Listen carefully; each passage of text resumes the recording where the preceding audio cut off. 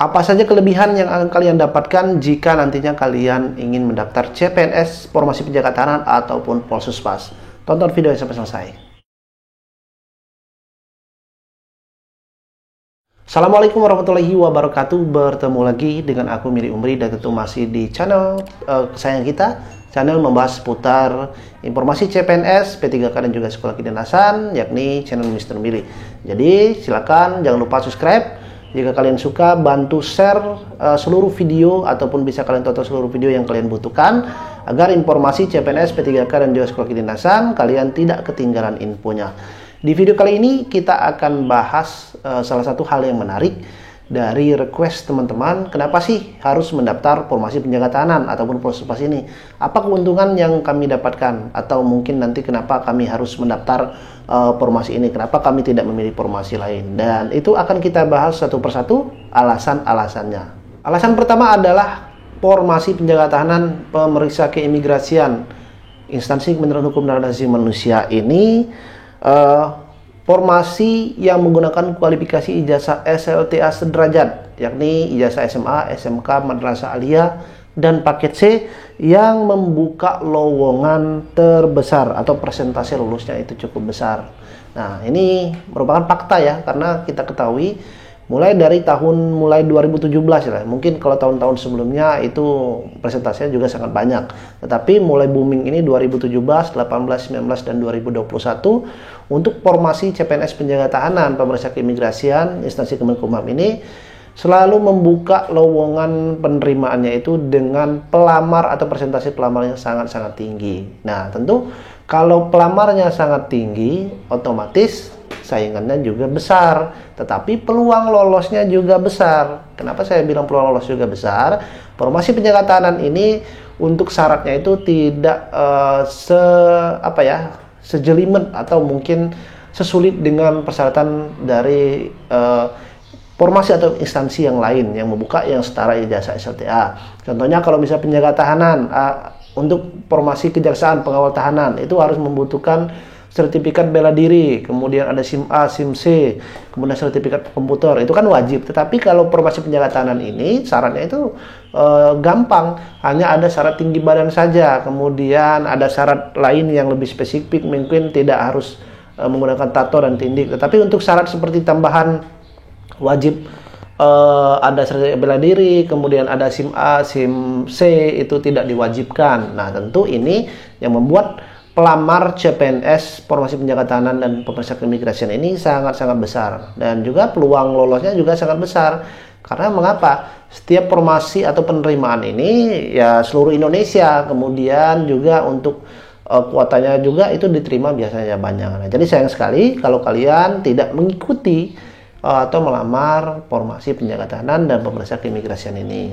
Yang kedua adalah persyaratan yang tidak sesulit instansi lain. Nah, ini sudah saya jelaskan juga bahwa syarat formasi CPNS Penjaga Tahanan ini itu tidak sulit ataupun tidak sejelimet dengan instansi lain. Kalau instansi lain seperti kejaksaan tadi itu membutuhkan SIM A, SIM C, kemudian ada sertifikat bela diri, kemudian mungkin kalau yang di Basarnas itu ada sertifikat mungkin pernah mengikuti pelatihan SAR, atau kalau di yang Kementerian Perhubungan itu seperti APSEK itu harus ada sertifikat komputer. Tetapi kalau penjaga tahanan Pemeriksa Keimigrasian ini tidak ada meminta sertifikat tambahan, kemudian tidak juga kalian harus ada keahlian khusus untuk mendaftar Formasi Penjaga Tahanan ini. Jadi persyaratannya itu cukup gampang ya. Pastinya untuk mulai dari persyaratan itu harus ada ijazah minimal SLTA, transkrip nilai itu di belakang ijazah,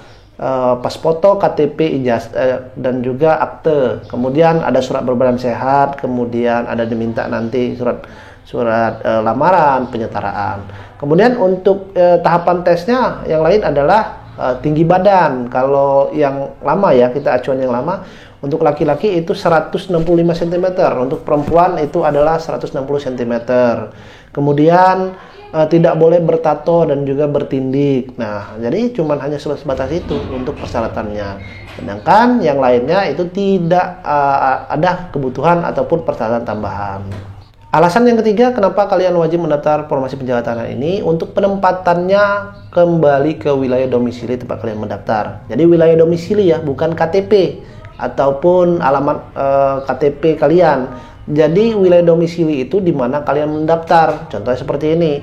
Kalau kalian melamar formasi penjaga tahanan di Kanwil atau di Provinsi Jawa Timur, nanti penempatannya di domisili seputaran Jawa Timur, bukan di Jawa Barat diletakkan nanti kalian atau di DKI Jakarta. Tapi kalau kalian melamarnya di Jawa Timur, ya penempatannya di Jawa Timur. Misal kalau kalian melamarnya di Sumatera Utara, ya penempatannya nanti di seputaran Sumatera Utara. Masalahnya kalian ditempatkan di daerah asal kalian, itu kan misal di Sumatera Utara kan banyak, misalnya di Kabupaten A, Kabupaten B, kalian berasal dari Kabupaten A. Nah, belum tentu kalian nanti ditempatkan di Kabupaten A, tempat kalian lahir, atau tempat kalian sekarang tinggal. Bisa saja di Kabupaten B-nya, tetapi atau di Kabupaten C-nya. Jadi, tetapi untuk penempatannya sekali lagi tidak di luar dari provinsi sesuai dengan domisili yang kalian daftar.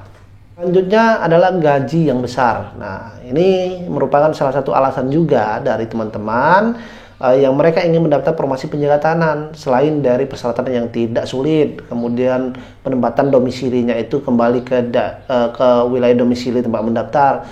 Selanjutnya adalah gajinya yang cukup besar, karena dalam formasi penjaga tahanan ini ada yang namanya gaji pokok. Kalau kalian baru lolos itu nanti pangkatnya adalah 2A. Jadi silver 1 ya, silver 1 itu nanti 2A pangkatnya.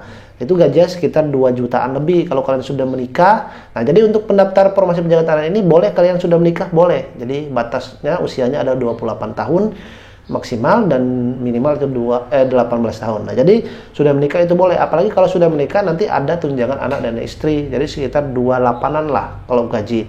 Kemudian ada tunjangan atau remonisasi, itu nanti ada remonnya, tunjangan kinerjanya ada.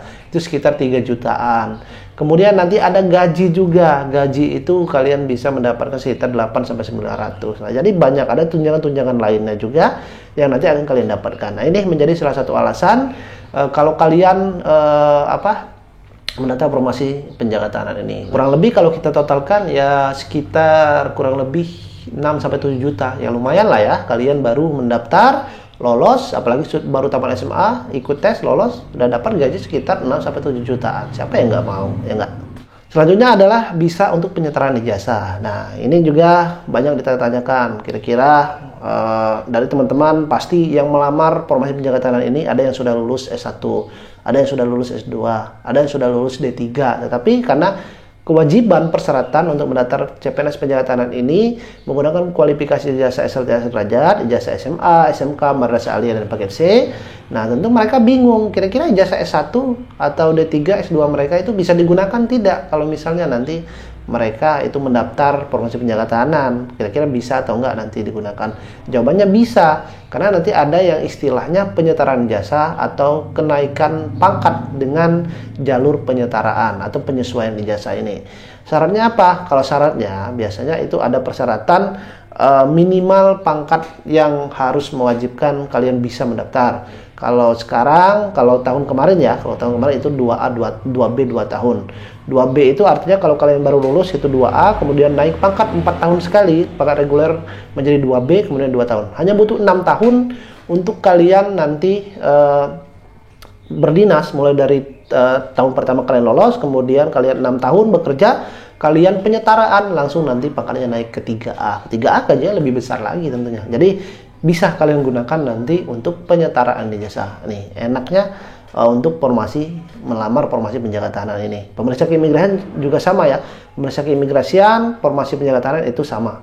Tetapi untuk penyetaraan ijazah ini nanti biasanya ada aturan-aturan tertentu atau aturan-aturan tambahan, nanti kalian bisa ketahui terlebih dahulu atau kalian bisa ketahui sendiri nanti jika sudah mendaftar atau saat kalian sudah bekerja di instansi kalian. Nah, itu ya beberapa alasan wajib kalian untuk mendaftar formasi penjaga tahanan ini. Jadi silakan kalian persiapkan diri dari sekarang, persiapkan berkas-berkasnya, perbanyak latihan.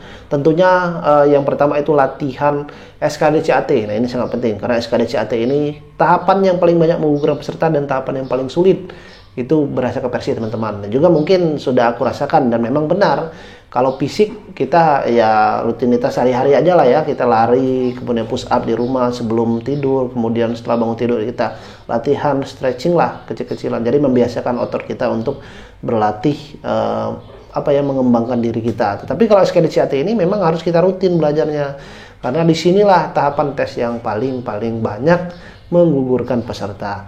Nah, info terbaiknya kalau kalian ingin belajar lebih intens lagi, lebih paham lagi, lebih ngerti lagi SKDCAT ini, nanti kalian bisa ikut saja bimbel. Jadi aku sudah membuka bimbel, bimbingan belajar terkait SKDCAT, dan sudah banyak untuk kalian testimoni. Kalau misalnya kalian butuh testimoni ya silahkan kalian kunjungi IG aku Midi Umri, sudah aku tag atau aku sematkan di postingan pertama, jadi bisa kalian lihat. Kalau misalnya kalian ragu kira-kira apa saja yang didapatkan.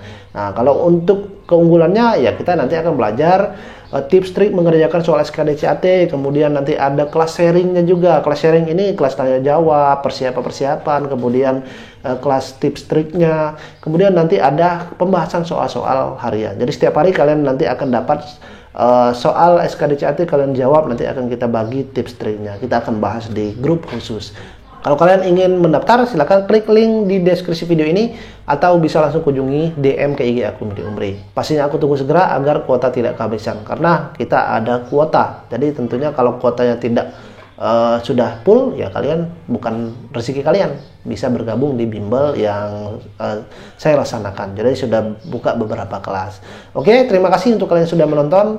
Jangan lupa subscribe channel ini. Dan aku akhiri, wassalamualaikum warahmatullahi wabarakatuh.